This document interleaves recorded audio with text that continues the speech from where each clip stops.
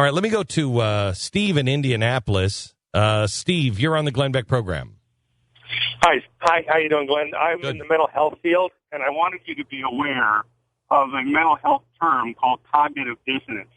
And what it basically translates as is uncomfortable thinking. And it's used primarily in our field when Obama was elected by the popular vote as well as the electoral vote. And it's uncomfortable for people to think they made a mistake. How could they be duped? So when Gibbs is saying, go to the Washington Post, that's the last thing anybody will do. They will not go, because if they went and found out he was wrong, they would take away their comfort again. So what's going to happen is they're going to say their lies often enough, and they're going to be believed by the people who really have a tough time. Like the woman who's being beat by her husband, let's say. He loves me. That's cognitive dissonance. Everybody else is seeing her being beaten by the alcoholic. And how can you love this man?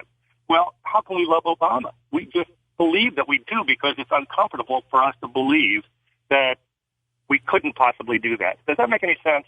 Yeah, and so that also explains. Let's stay in shrink world here for a second.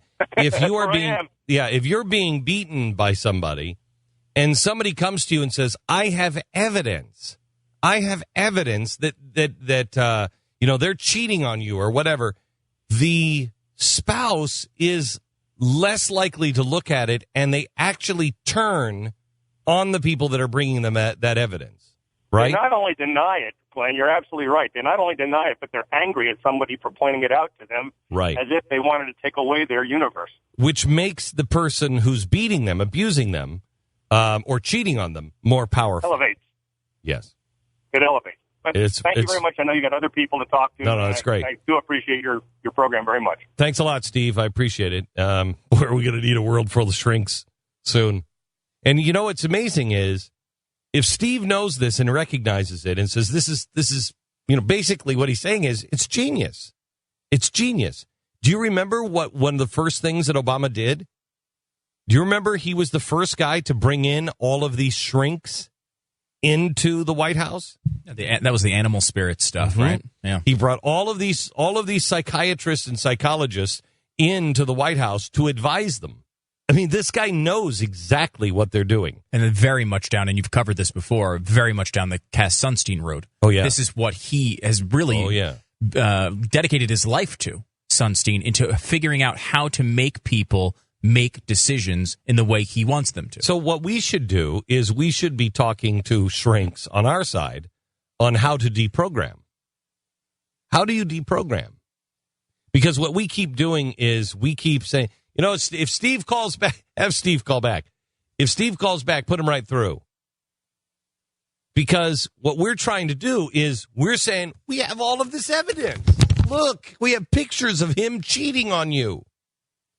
And it's pushing them away, making us the enemy, making him more powerful. So how do we beat that? How would a shrink deprogram? Because that's really what has to happen.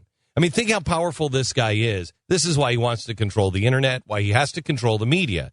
As that very successful revolution in Venezuela, to quote Mark Lloyd? Mark Lloyd. Yeah. His FCC czar.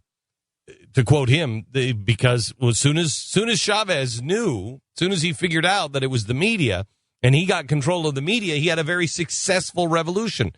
And that's what we need to do. That's his FCC czar. So how do you deprogram people? And this happens all the time on both sides, too. I mean, every time we go out to an event and we're talking to listeners of this show, people will bring up to me something you say all the time, which is, go do your own homework, go check these facts yourself. And they constantly will say the same thing. Look, we've listened to Glenn for a long time. We trust him. We don't need to do that. Tell him to shut up. We've heard it. We've heard it. We've heard it. And I think you do that intentionally, even though I think you're sending people to places that are legitimate sources and that are backing up what you say. And we've done that over and over and over again. Every book has all the links to all the information we're talking about for a very specific reason. And you want people to go look at the actual government documents that say exactly what you're saying, because it confirms that you are telling the truth, but B, it makes people have a part in the process.